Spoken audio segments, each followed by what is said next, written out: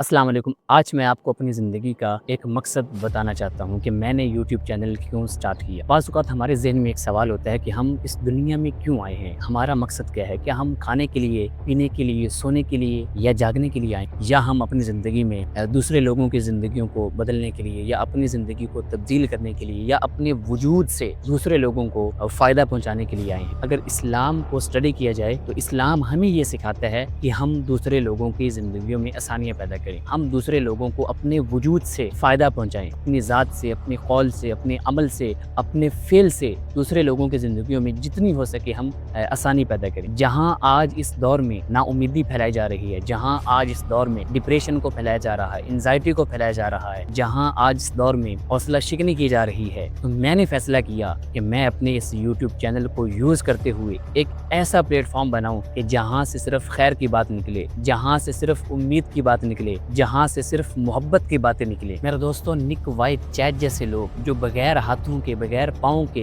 दुनिया में आकर अपनी ही नहीं बल्कि लाखों लोगों की ज़िंदगियों को वो तब्दील कर सकते हैं, तो मैं और आप क्यों नहीं कर सकते? मेरा मकसद सिर्फ आपको मोटिवेट करना नहीं बल्कि आपके अंदर छुपी हुई उस सलाहियत को, उस हुनर को उजागर करना है जो हालात की गिर्द में दब चुकी है। मैंने तो आगाज़ कर दिया है, अब आपकी बारी है, आपने ये कदम उठाना है। अगर आप अपनी ज़िंदगी में कोई मुस्बत तब्दीली लाना चाहते हैं, अगर आप अपने माशरे के लिए, अपनी सोसाइटी के लिए कुछ करना चाहते हैं, तो आपको कदम उठाना पड़ेगा। आपको पहला स्टेप उठाना पड़ेगा, तो ही तब्दीली मुमकिन है। मेरे दोस्तों, नामुमकिन कुछ भी नहीं है, सिर्फ एक कदम उठाने की देर है। अगर आप मेरी इस बात से इत्तेफाक करते हैं तो ज़रूर कमेंट में अपनी राय का इज़हार कीजिएगा। बहुत शुक्रिया आपका।